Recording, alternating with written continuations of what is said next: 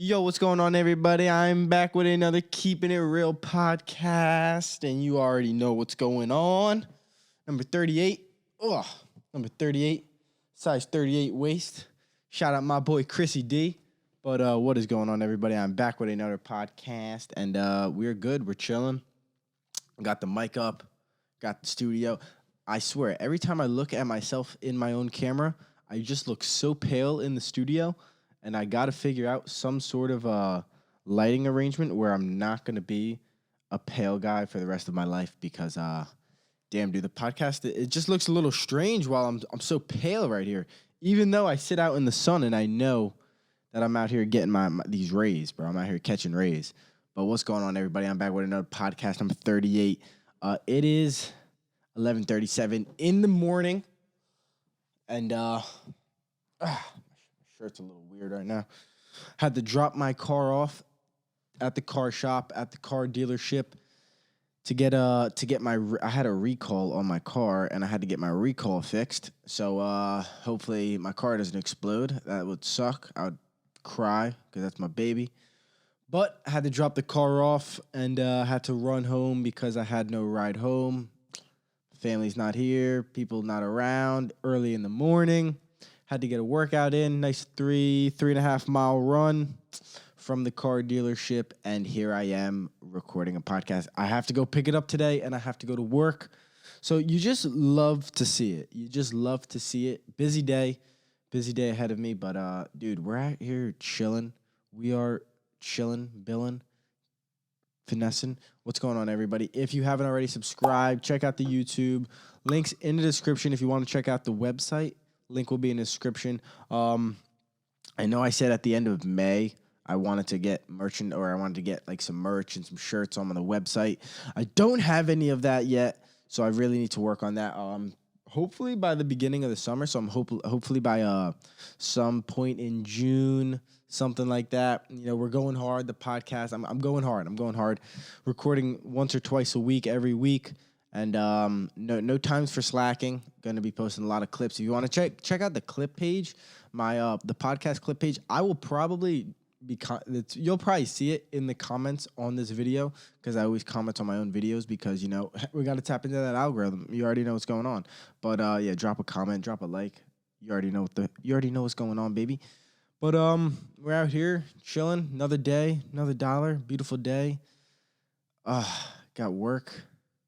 Sucks. You know that feeling when you have like work at the end of the day, especially when you have like one of those, like, I don't want to say teenage jobs, but like kind of one of those jobs where it doesn't really matter. It's not like a grown adult job. You know, I was watching, there was some comedian that was grilling like all like young people.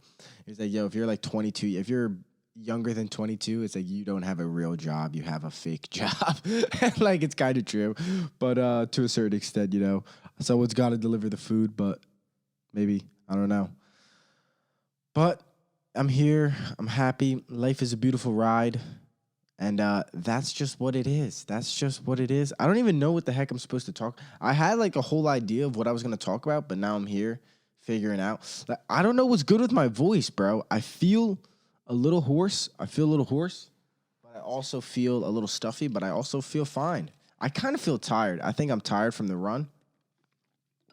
I still got some poison ivy on my hands. I was out in the wilderness, killing animals, hunting, living off the land, honestly.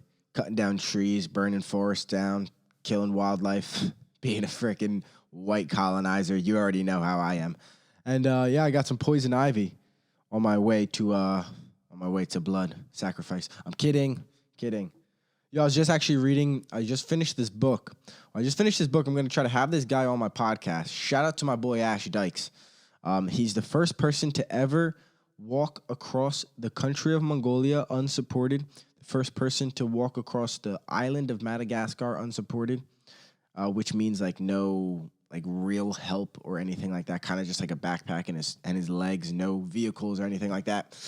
And he was also the first person to walk the entire length of the Yangtze River, which is the Yellow River in China, and it's one of the biggest rivers in the world. And he's a real one. He did 2 world firsts, like world records by the time he was 25 years old. So that's some real awesome accomplishments. And I just hit him up, just DM'd him. Actually, he was on Joe Rogan, and that's where I found out about him about a year and a half ago. And then I read his book, and I just finished it yesterday. And yeah, man, dude's really awesome guy, really positive person, and really inspirational dude. So I'm definitely going to try to have him on the podcast. He is from England, so we're going to have to do some sort of Zoom call and Skype. But I DM'd him. Maybe he doesn't DM me back. I told him, I was like, bro, I know you're a busy guy, kind of famous. I was like, you're not hurting my feelings if you don't reply. Who knows? He might not even say it. But I don't think he's, like, some of these guys, like, there's, like, the guys that are Rogan and, like, Tom Sergia. I always pronounce Tom Segway's name wrong. Like, Bert Kreischer, just some of these, Jordan Peterson. They're just a little, like, too famous, and they're, like, probably hard to get in contact with. So even my boy Brian Callen never wants to answer my DMs. But people like Chrissy D, my boy Ash, like, they're not too famous to the point where they have, like, 100,000 followers on social media, and then you could kind of DM them and get like an inquisition. Is that the right word? An inquisition? I don't think that's the right word. Sometimes I make up words. I tend to make up words as I go. I make up like words that, like, I add like an ly on words that probably don't have an ly. Like on words that you can't really add an ly, I'll just throw it in there. ing. You know what I'm saying? How plural the word. I don't care. I'm making up words as I go along. But yeah, I'm going to try to have my boy Ash Dykes on. He's awesome. He's a dope-ass dude. I really want to have on some other guys. I want to have on this one crypto dude, but and talk about a little bit of cryptocurrency, the crypto life. Your boy, Lukey Bitcoins. We're out here buying Bitcoin. I mean, Bitcoin crashed. I bought some Bitcoin at the crash. Obviously, I don't have $40,000 to go buy a single Bitcoin. So, you know, don't assume that I'm buying thousands of dollars worth of Bitcoin, because I'm not. But I do try to buy at the dips. Actually, like, I actually like learn when you're making content. Like, I don't think I'm allowed to give advice about it. I think I have to give a warning, like, yo guys, don't take my advice. Isn't that terrible? It's like I want to make an information video, but like I have to warn people that, like, don't take my advice. It's just entertainment purposes. Because like if someone takes my advice, they can sue me. They'll be like, bro, I bought Bitcoin and I lost all my money. So and Luke told me to buy it. It's like, bro, I don't even know you. I'm just making a podcast. I'm like, buy Bitcoin. It's the new world currency. Come on, son. But yeah, what are you gonna do? I tried explaining Bitcoin to dude. It's hard explaining Bitcoin to like your parents, especially if your parents aren't super tech savvy. And you're like, yeah, it's on something called the blockchain. They're like, the blockchain? What's the blockchain? And you're like, all right, there's no point of even explaining this. But it's like a video game, Mom. It's like, come on, what do you want me to do? I don't know how to explain this to a 50-year-old woman. But what are you going to do? Buy some Biddy, Lukey Biddy, Ethereum. It's lit. So yeah, I'm going to try to have on my boy Ash Dykes. I want to have on some crypto dudes. Want to have on some, I need to get in contact with some professors. I want to talk to some local professors, especially the school semester is over. So I know you professors have a lot of time off in the summer. Hit your boy Lukey V up. Come on the podcast. Let's talk. Let's push our intellectual boundaries, and let's get this show on the road, baby. Like I said, I'm going to be doing some stand-up, going to be traveling. If you guys want to check out any of my vlogs, personal vlogs will be linked in the description, so you guys can definitely check that out. I'm at a point in my life. Me and my family, our lawnmower actually kind of broke down. So we're in a crosshairs right now. I don't know if anybody's been there before. It's kind of, you know, dad situations, you know what I'm saying? Grown-up situations. But that being said, lawnmower broke down, and me and my pops were like, yo, do we buy a new lawnmower, or do we pay for people to cut our grass? What's the best bet? So as of now, we have a broken lawnmower in the shed. Semi-broken, probably can get the job done for a day or two, right? Who knows how long that thing's lasting. And right now, we are paying for people to cut our grass. And honestly, after years of cutting the lawn, not only is it a great weight off your shoulder, even though it's not that big of a deal, it's a great weight off your shoulder just to be like, oh, I don't have to cut. Like, even like certain days you come home from work or come home after like a workout or something, you're like, oh, my grass is mad long. And then you think about it, you're like, you know what? I don't even have to cut it. It's like, boom. That's a really good feeling. That's a powerful feeling. And yeah, I mean, shout out to the old Someone's got to cut it, right? The illegals, right? That's why they're here, right? Shout out freaking Biden, bro. We're not deporting them. I'm kidding. No, I'm not. It's reality. Someone's got to say it. Yo, but the funniest thing, you probably don't notice this. If you do, yo, peep this. They're old white people, they always do this, right? It's so obvious. Especially the ones that are all pro-Trump, that are all like pro-Trump and white power, right? Really pro-white. They never hire Spanish people to cut their grass. They always hire some form of like white landscapers or white people that cut lawns. It's the funniest thing. If you've never noticed it, pay attention. Next time, someone in the neighborhood that you know is a hardcore white guy, there's no way he's paying Spanish people to cut his grass. He's making sure a white business is getting paid. But I mean, hey, bro, every race does it. Right? How is that racist when every race does it? Support black businesses, that's fine. But we're going to support our white lawnmowers. You know what I'm saying, dog? Our landscaping. You feel me? Oh, gosh. People probably offended, but it doesn't matter. I don't even care anymore. I really don't care. That's why you got to just go start your podcast. People are just so offended by everything. I think that's going to be a big trend, too, to a certain degree. I think people are so offended. I don't think people are actually offended by things. I think people, when you actually learn about it, people actually have such little problems in their life that they lose their mind over like some random person getting arrested across the country that they have no idea what happened. And they're like, oh my God, I'm going to protest. I'm going to do this, that, and the third. It's like, you know what? Like, you should realize that you're in such a good position in life that that you don't know what to do. So you're just going to spend your day in protest and get on social media and argue. Like, that's how privileged Americans are nowadays. And it's really funny how unaware that people are of that privilege that we even have, that we can just argue with each other about race and sex and gender and all these random things. Meanwhile, people are actually losing their minds. Dude, I know people are probably like unfollowing me from jokes I've made, goofy jokes that I make on the podcast or whatever it is, or even on TikTok. TikTok is just wild. I don't really go on TikTok anymore, but it's just really crazy. Like half of it, again, I always say it, half of TikTok is just naked women, half naked girls shaking their ass trying to get a few likes. And then the other part of it is like just spirituality and like, oh, bro, this is the astrology. This is why Jesus was born on the same day as Julius Caesar. It's like, bro, shut the fuck up, for God's sakes. It's like, Jesus Christ. That's how you know China really is trying to mess with us, bro. But what are you going to do? Twitter hacked. Again, I'll say it every podcast. Twitter's been hacked. Get the fuck off of Twitter, you crazy people. Twitter is driving you insane. Facebook, driving you insane. It's insane. Yo, I was actually watching this podcast. I was just watching this. We can actually delve into it. I was just watching this podcast. I didn't finish it. And it was basically about, he's a ketamine doctor. And he was a anesthesiologist. I believe he is an anesthesiologist. And he used to do all like anesthesia work and this, that, and the third. And then they started working with ketamine and anesthesia and the whole surgeries and ketamine and depression. And they've been using ketamine in medical uses for the past, I think 5-10 years now, maybe longer, could be wrong. But he was kind of explaining like the uses of ketamine, why they use ketamine, what ketamine would do, why the idea of using ketamine comes into fruition when it comes to depression, when it comes to even surgeries and things like that. And it was really fascinating. And these forms of psychedelic drugs, I mean, I guess ketamine is a psychedelic, right?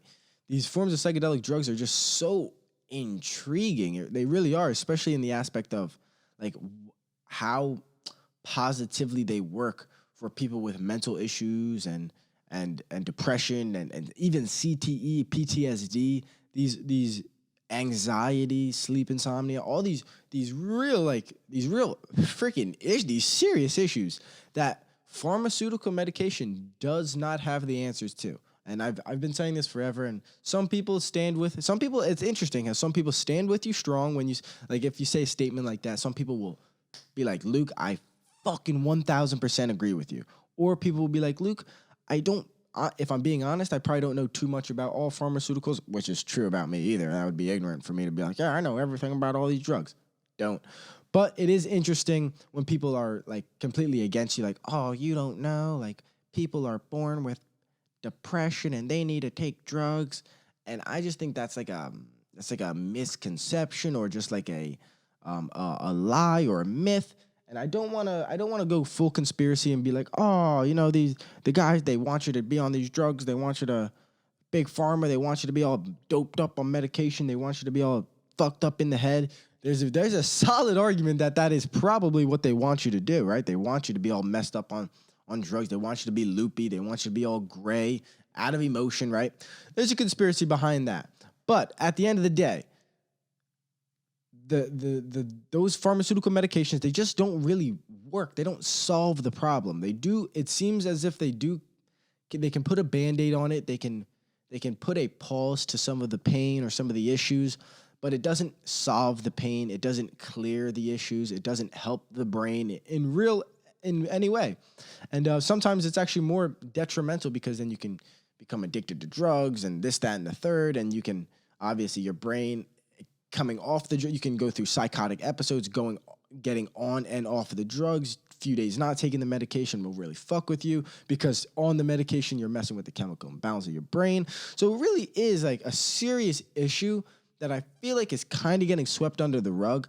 And I think it's a little ignorant for even kids my age. Like, I know kids my age, they won't be taking care of their life. They won't be taking care of their diet, their food. They won't have any passions and they won't have any real goals. They're not really working towards anything, right? They're not going anywhere in life. And then they wonder why they're depressed, why they're anxious, why they can't sleep at night. They don't meditate. They don't exercise. They don't treat themselves with basically respect. And then they wonder why their body and their mind is struggling. And it's not like some crazy equation you got to put together. Like, it's like there's a lot of things you have to do to take care of your body and to try to not go down to that dark, deep path, or even pull yourself out of that, or even realize like, oh, maybe I'm going down here, or maybe like today's a dark, gray day, and like tomorrow I have to do something to not let this energy ride into the next day, whatever it may be. But I think we've always done this. I always tend to believe that people talk about, oh, people nowadays do this, people nowadays do that. When in reality, people nowadays, like, we've all been like, how they say like, oh, we're really sexualized now. Like, yeah, porn is all over the place for sure. I definitely agree with that. But I mean, I think people are actually having sex at a later age than before because of there's a lack of social interaction. There's a lack of real human interaction and contact. So people are actually struggling to have sex at a younger age when they used to. Meanwhile, we think we're living in a hyper-sexualized world. When we kind of are, but like it's always like a twofold argument. Like, it's like, oh, nowadays our generation, this generation's weak, back in the day. It's the same kind of argument. It's like, no, like people have been saying that forever. It's like, oh, we have no morals. We have no this. It's like, oh, we live in a dangerous society. It's like, you know what? Life's always dangerous. It's always been the same thing, kind of. That's why history freaking repeats itself. We can't fall into communism. And that's why this COVID shit is so scary, because everyone just wants to wear a mask and listen to Dr. Fauci. Oh my God, now we're going to get shadow banned. I'm sorry. All right, I don't even know where I'm going with this. But I tend to believe that we live in a society where we listen to what people of authority say, specifically, Dr. Fauci, right? Listen to what people of authority say, and not only do we not question them, but we don't maybe hold them accountable or hold ourselves accountable for the value that we have, or the intelligence or the power that we have as just a regular human being. Like, Dr. Fauci is a fucking regular dude. Like, Donald Trump is as much as like these people could be lizard people. Don't get me wrong. I'm fucking open to the conspiracy. But at the end of the day, they really do they put on their pants like everybody else. They probably like have a shitty breath at the end of the day. Like, they're just normal fucking people, right? Obviously, they're normal people once you start seeing that they fucking can't control their pecker, going out to Epstein Island and fucking touching little kids. I'm sorry. I always have to throw that in there because, Epstein didn't kill himself. They're gonna throw Jelaine. They're gonna throw Jelaine the whole entire Epstein thing too. It's so interesting. It's so interesting. But I just don't think we hold ourselves accountable to, like, you don't have, like, you can, like I said, you can learn about depression, anxiety, the medicate. You can learn about what does the medication do, what's in the medication, what is an SSRI, what does that do to you? Is it normal? What happens when you take the drugs and then you take a few days off the drugs? It's really interesting. Like, you can learn about it. You can also, you can also fucking do these drugs, which is, you could probably go to a doctor and just say you're depressed and get all the drugs you want, truthfully, which is sad to say.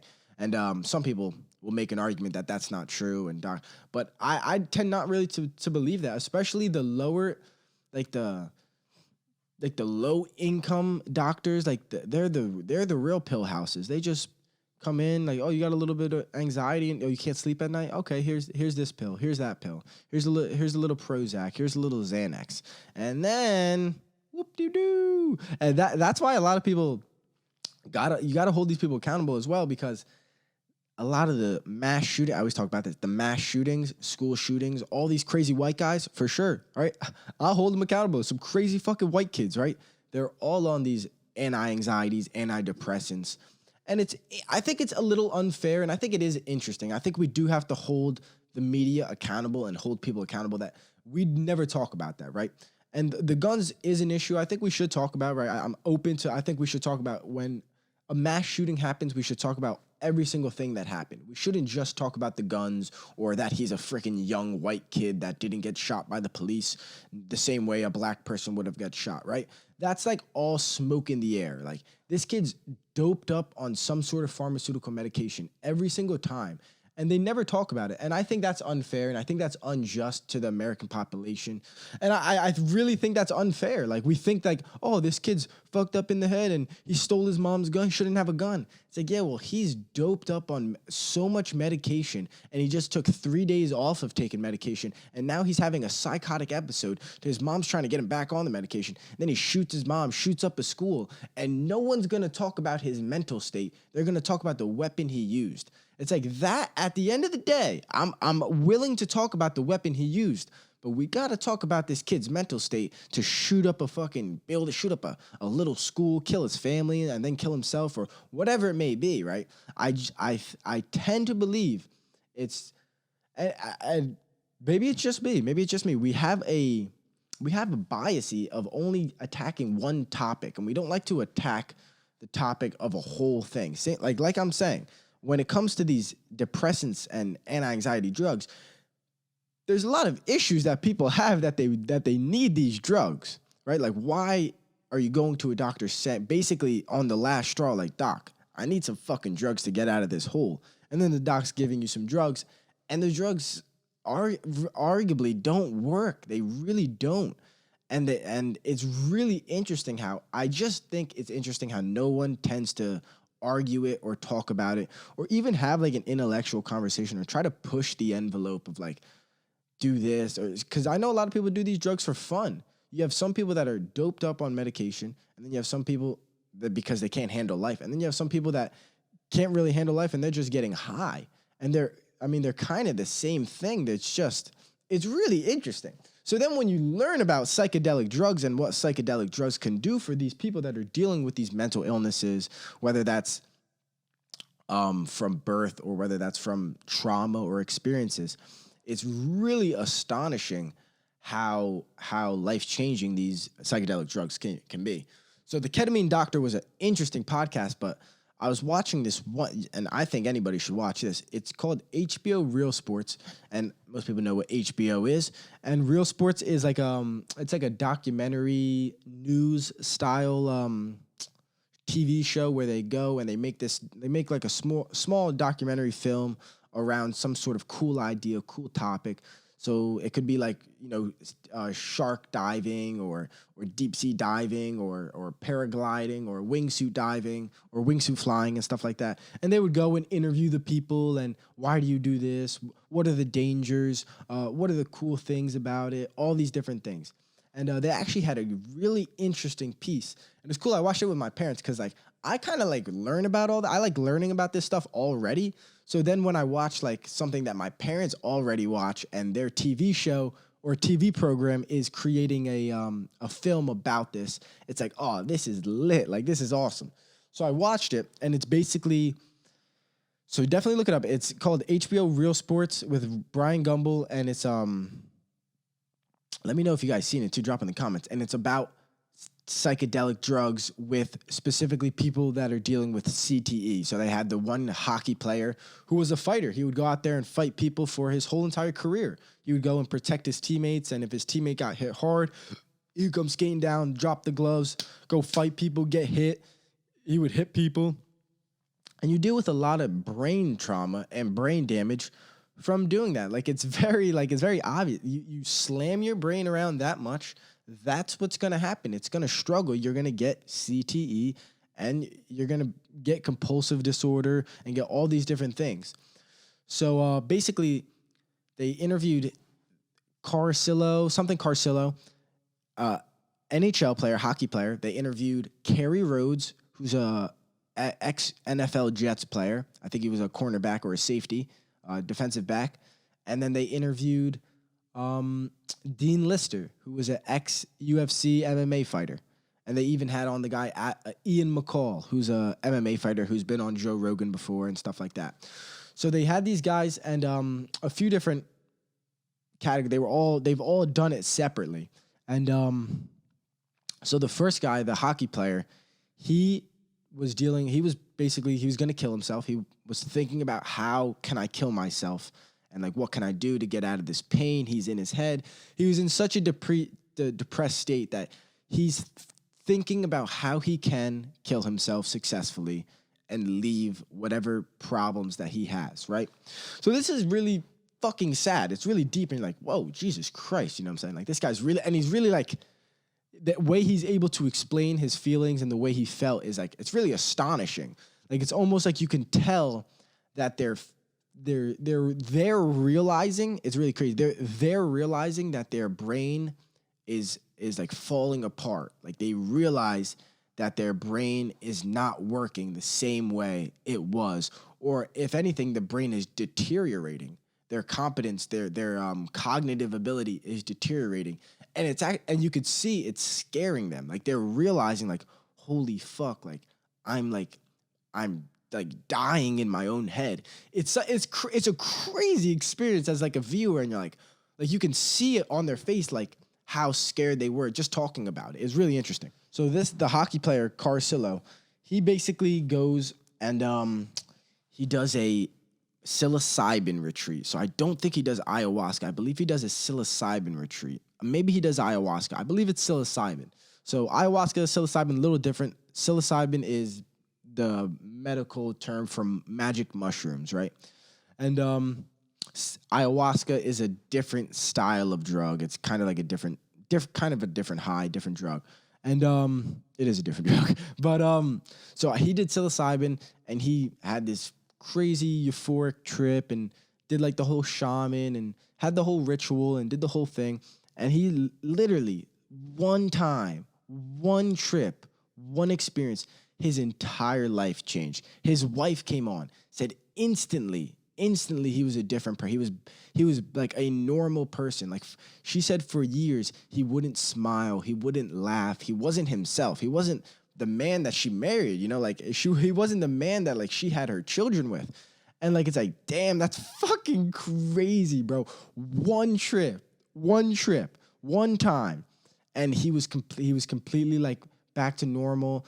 And same thing with the NFL player, Kerry Rhodes. He was like forgetting his wallet at places. He's like, you could tell he's realizing that his brain is like malfunctioning to a certain extent. Like, it's breaking down and stopping working. And like, you can see the look on there. It's insane. It's really insane. And I believe he did ayahuasca. So that's more of like a little bit longer trip, I believe, than psilocybin. And very similar, like you go to a shaman, you purge, and you have like this deep spiritual, like, high, meaning. A lot of things happen. A lot of things happen. You see a lot of your inner demons. You deal with a lot of problems that you have internally and mentally. You see a lot of memories and stuff like that. And it's really life changing. And then this guy came out and he said he was completely a different person. Completely a different person. His life has never been better. He doesn't have any cognitive issues, nothing at all. And it's insane. Just like the experience aspect, right? So those are those people's experiences.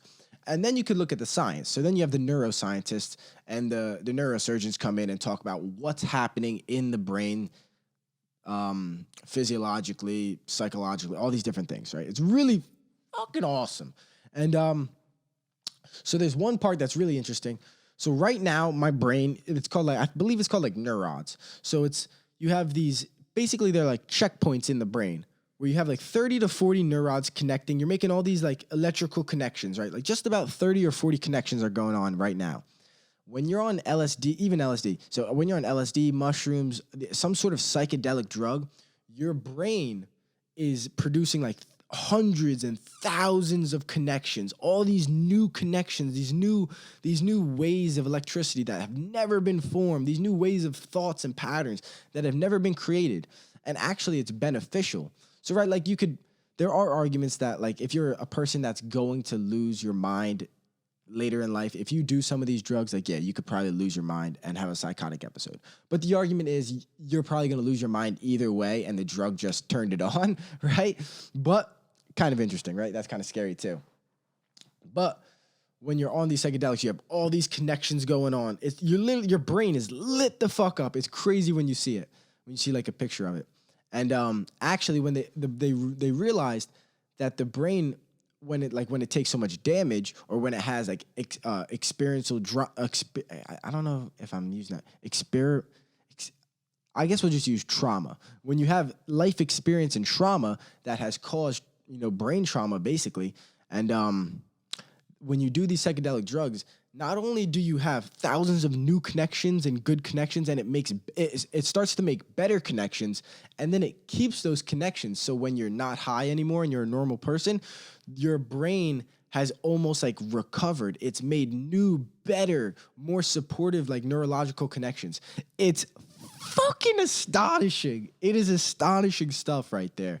It is really crazy. And I'm watching it with like my mom and dad. I'm like, see, this is awesome. And my mom's like, but Luke, you don't have any fucking mental problems. You don't need to do it. And I'm like, fuck you, bitch. I'm still doing it. It's like, I'm gonna find it. Nah. I'm kidding. No, I'm not. But yeah, it was really some astonishing stuff right there. So you should definitely at least watch that documentary. It's 20 minutes long. So dope. So I might watch it again. But yeah, it was really cool. And but you can hear things like Rogan's had on people like Sam Harris, who's a neuroscientist, and he's talked about what meditation does. People always talk about meditation, like their experience with meditation. Well, he's a neuroscientist and he's actually studied meditation and what it does to the brain. And when he articulates what happens when you meditate and when you take LSD and when you take psychedelic drugs, and he's taken it and he's meditated and he's done this, that, and you're like, oh, this is a neuroscientist. Like, if my brain were to like explode in itself, this is the guy that's going to study it. This is the guy that's going to do all the research and tell everybody else what the fuck they should think about the brain, because he knows what's going on to a certain extent, right? Who knows if science is real? # science is fake. No. But it's really interesting stuff. So, yeah, the whole psilocybin, psychedelic drugs, and helping with PTSD. PTSD is something that they didn't talk about specifically in that.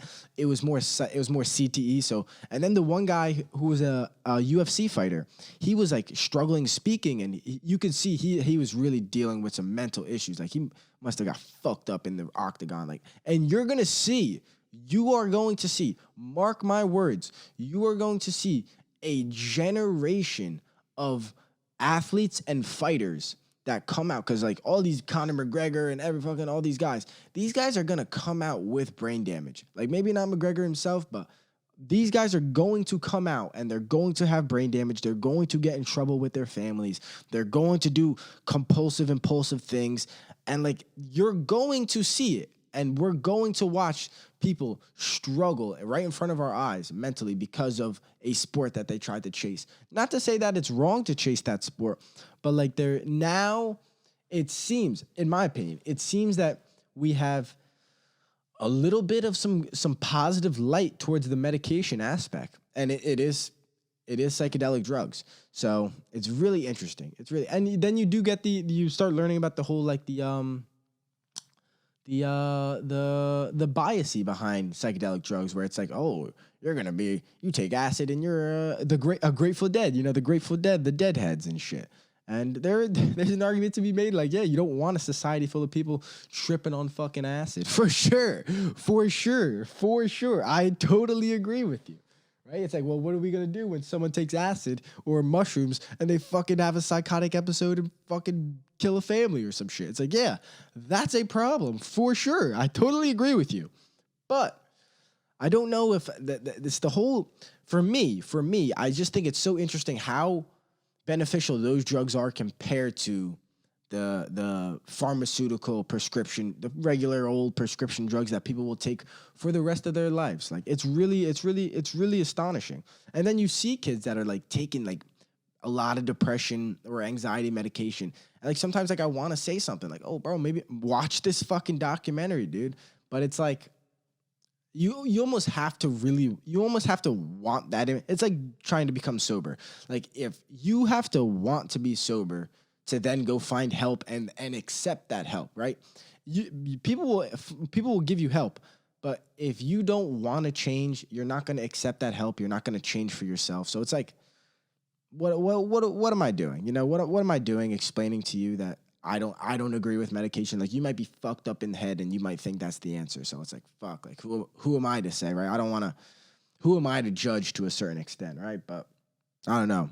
But then there's an argument like, I'm not on medication, so it's like I can give maybe a little bit of advice because I'm not on medication. It's like I think we all deal with anxiety, depression, and all these dude. Life is fucking crazy, bro. Life is really crazy, and that's how it's supposed to be. Life's not supposed to be easy. It's not supposed to be. And the moments where you're like, oh, like, is life like supposed to be easy? Like, I'm just chilling. Like, those lazy days, like, that's not good. That's why you feel like shit. You feel like you have no meaning because you're not doing anything with your life. It's very obvious, right? It's right there. It's telling you right there. But I don't even know where I'm going with all this stuff. I was just so astonished by these by this information of psychedelic drugs curing the depression. So then the depression is really interesting too. So people that take depression medication, so it's all SSRIs, right? We're not even going to go into the SSRIs because I always talk about it, right? But a lot of it is the SSRI. I forget exactly what it is, but it's like it's a serotonin sensory receptor, something right? It adds like a little serotonin to the brain, right? A little boop, little serotonin. Obviously, that's not natural. You want to naturally do things to release serotonin and dopamine in your brain, which is another argument to the whole entire depression, anxiety, and even like therapeutic conversation, because I think a lot of people don't talk about how to naturally release dopamine and serotonin in your brain. Working out, going for a run, naturally does it, right? You don't have to, you could say like, oh, Luke, that's not true. You just like running. That's not, so you're wrong. That would be wrong, okay? I do like running because it fucking makes me feel good physically, biologically. It makes you feel good. It's a fact, right? Your brain releases stuff. Obviously, if you run 10, 20 miles, it's going to be fucking a little painful and you're going to run out of all that good shit and you're going to drain your hormones out. It's going to be a little different problem. But no, but seriously, like, you go for a little run, you go for a little workout, you feel good, you get the blood flow and your brain releases things naturally. And I think that's a part of the argument that doesn't want to be said, doesn't want to be told. We want to tell these people, obviously, to get on drugs. And so then that's why the conspiracies always have, like, why are they not saying, like, even with COVID, why are we not telling people to eat ginger, turmeric, whole foods, get off of white flour, get off of these high processed, high sugar, high salt foods. They don't want you to get off high sugar, high salt, high foods. Everything, all that fucking food that's been giving you heart disease and diabetes has been open since day one of COVID. They don't give a fuck about saving lives. Like this mask bullshit, like that's such bull. And I'm not trying to go full conspiracy. I don't want to do it. I don't want to I know people, my grandma died of COVID. She probably didn't. And that's a shame that the hospital is going to tell you that. And that's my honest opinion. But what are we gonna do, dude? Like we're all getting lied to at all different times. It's like, and honestly, you gotta just pick a side. And honestly, fuck the mainstream fucking news. I don't even know where I'm going. Fuck processed foods. You got build your immune system. Take vitamins. Get off of big pharma. Now that's my argument though. Big pharmaceutical medication. So then there's a big argument, right? I'll throw a conspiracy out. I'll throw a conspiracy out there. Right? So right here, I don't even think it's that unimaginable, right? I think it is a little unimaginable in the aspect of I think we don't give humans enough credit for how fucked up we are and how much we want to be on drugs and want to be in a different state of consciousness. Whether that's alcohol, whether that's marijuana, whether that's fucking psychedelic drugs or Xanax or something like that, whatever it may be, tobacco, right? Nicotine, all these different things. Coffee, caffeine, fucking fiend. But that being said, the cartel, the Mexican and the Spanish cartel makes a fuck ton of money. A lot of it's from America. They make a lot of money and think about it like this. They make so much money. They basically are the government. They make so much money and have so much power and influence that they control things, right? So there's a conspiracy that here we go. Hopefully we don't get in trouble. Luke V is going to drop a fucking bomb. You guys have not heard of this one for sure. So there's a conspiracy that a lot of the Ivy League colleges, right? So Harvard is starting to branch out in China, starting to branch out in these other countries, right? You have Harvard University, some form of Harvard in Beijing, I believe, or in Shanghai, one of them places. So these massive corporations, these institutions, that's what they are. These massive global, these billion-trillion-dollar institutions. They really are almost trillion-dollar institutions. They do all the research. They do all like the funding, all the scientific, the data funding and the data research. There's so much stuff going on there, right? All the virology, all this different shit. Medication. Oh my God. Drugs and paraphernalia. Law and order. Oh my God. So it's all happening at these institutions. There's a conspiracy and an argument, and I haven't done too much research, but I'm going to throw it out there, that the pharmaceutical industry, specifically the opiates,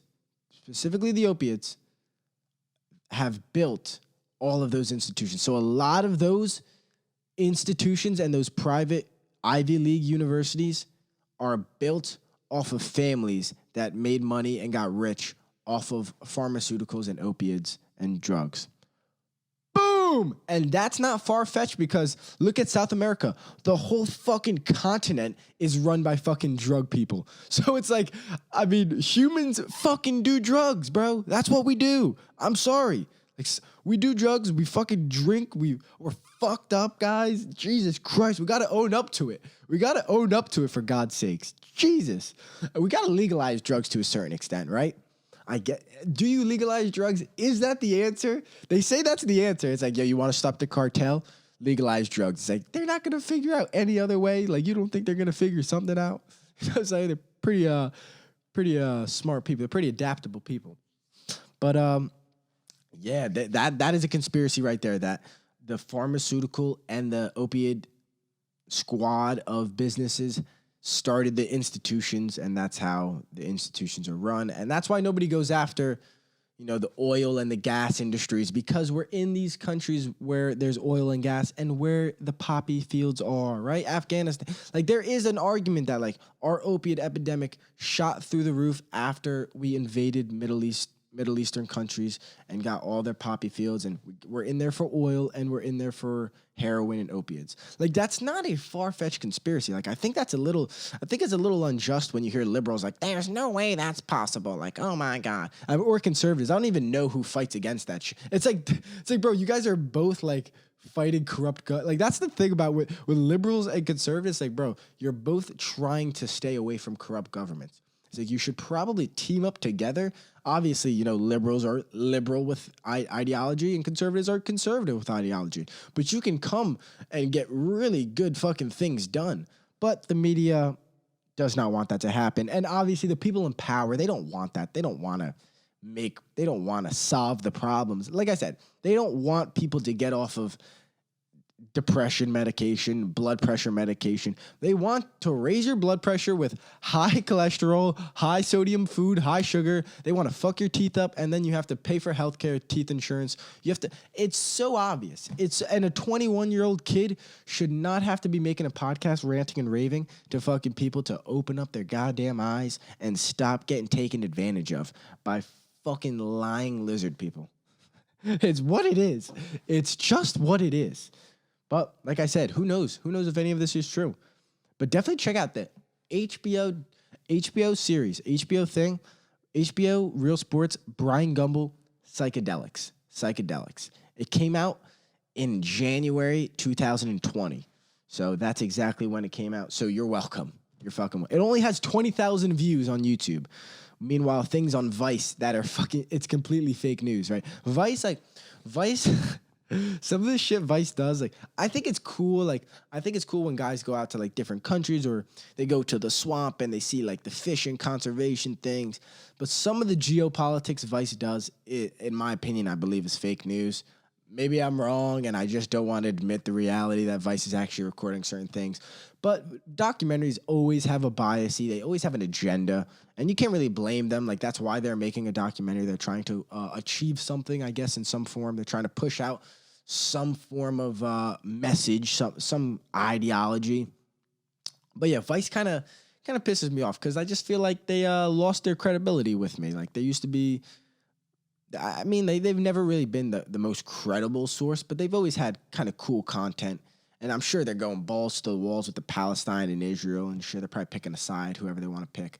I don't even know how they stand it with Trump and stuff. It's interesting, and the whole Trump thing is interesting too, right? Because I got books like, is Trump really an incompetent fucking idiot? Like, I don't know.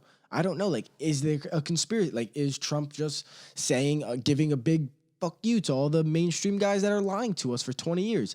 It's like that's what I think he's selling. Right? I think Trump is selling that. Truthfully, this is what I come to realize. I think Trump is selling that idea.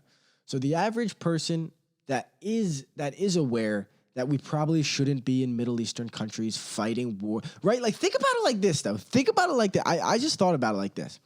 Like, we are in other countries, like in the Middle East and all these different things because of humanity, right? Like, oh, ISIS is chopping people's heads off and beheading people, and they're gassing their own communities and stuff. America, like, we have to protect these people. Like, we have to do this. Meanwhile, we're really in there for oil and other ideologies and other problems and other income and resources issues and stuff like that. But we sell the idea that it's humanity. Like, well, we're here for humanity. It's like, well, we're actually here for the oil fields and fucking opiates, but yeah, we're here for humanity and stuff, bro. We're here to help people. Even though Obama got a Nobel Peace Prize, 9 out of 10 people he killed with a drone was an unarmed civilian.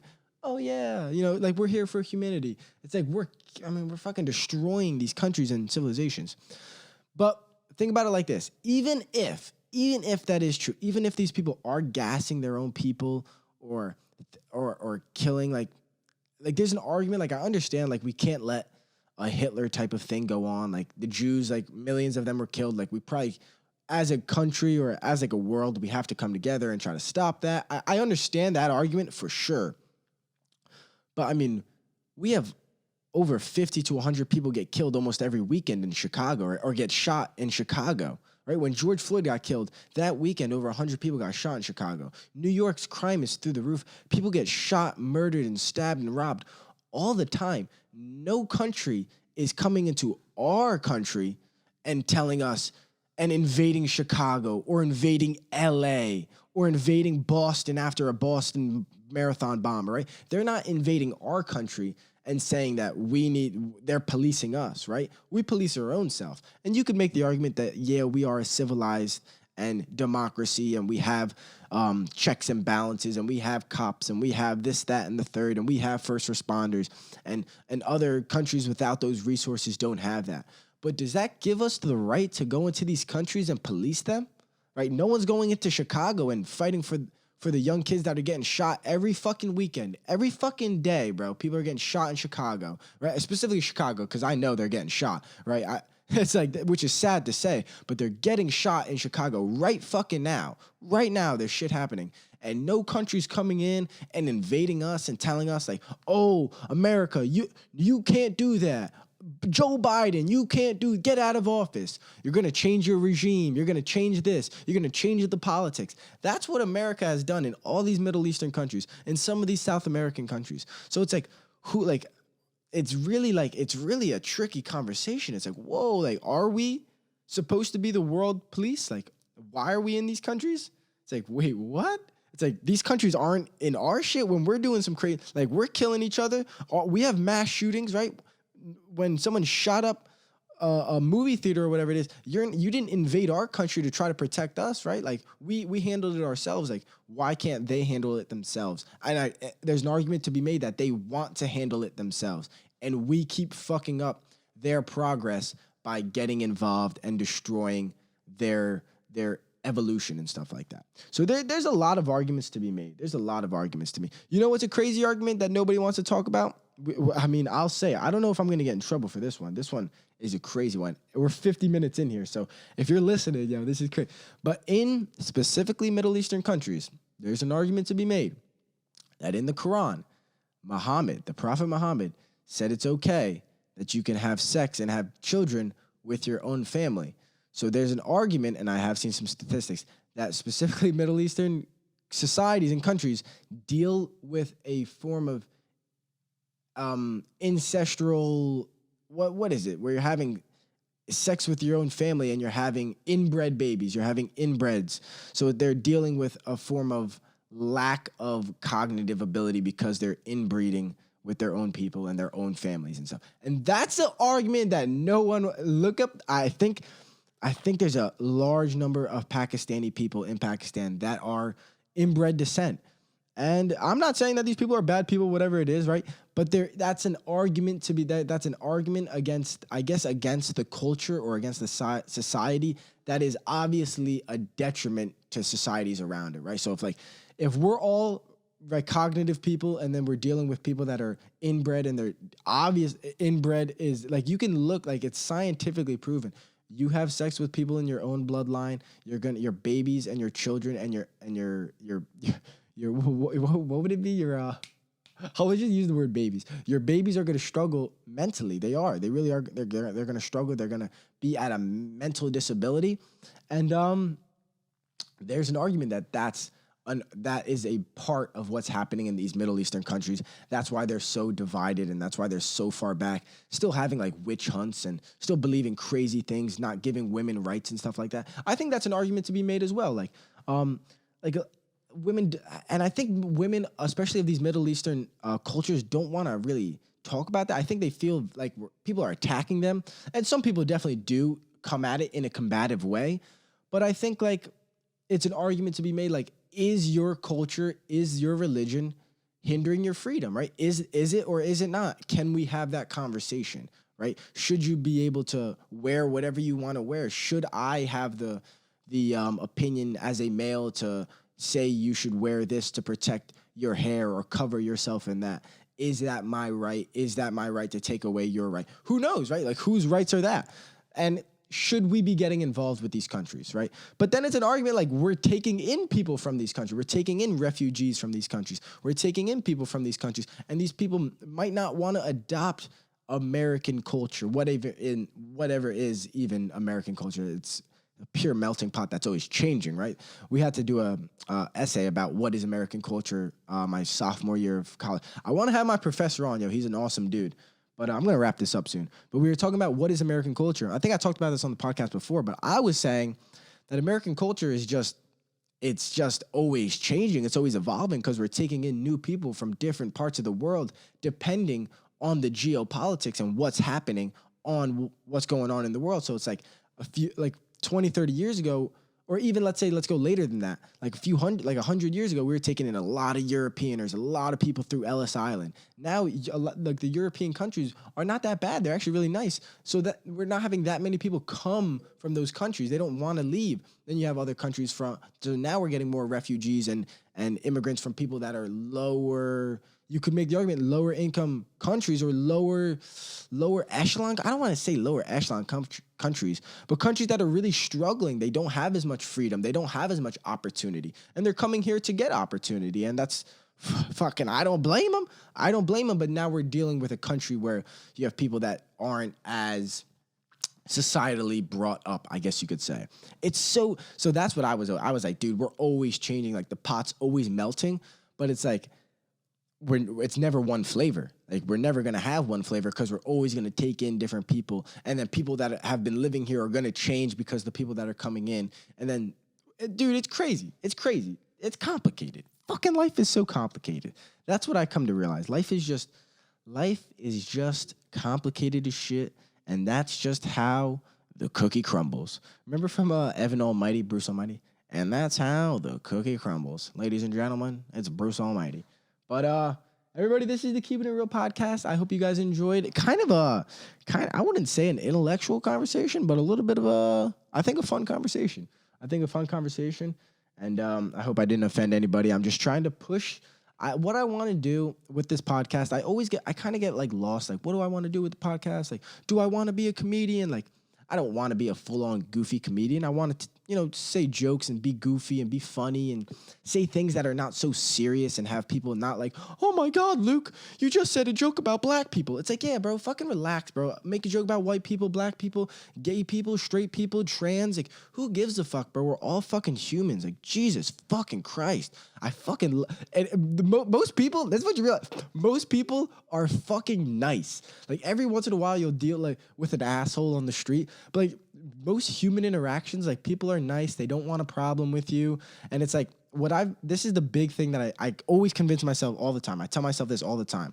Even though I don't agree with you, or I might not agree with this, or I don't agree with that, or maybe like I don't even like the way you're going about it or the energy you're giving off. But like odds are like you're not a bad person. And I don't want to hold you to a standard that you're a bad person. And I think it's really helping me with my life, honestly. Like telling myself, it's like, you know what? I might not agree with this person. Like this guy might be a terrible driver. He might cut me off.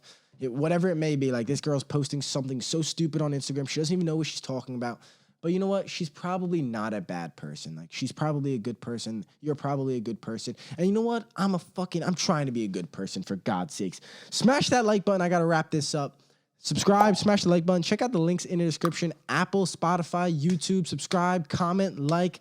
Check out the Instagram. Thank you so much for watching, everybody. I'm going to be having some guests on very soon, so stay tuned. It's dope. I'm excited. And we're just keeping it real. We're keeping it rolling. This is my year. This is my summer. And it can be your summer, too.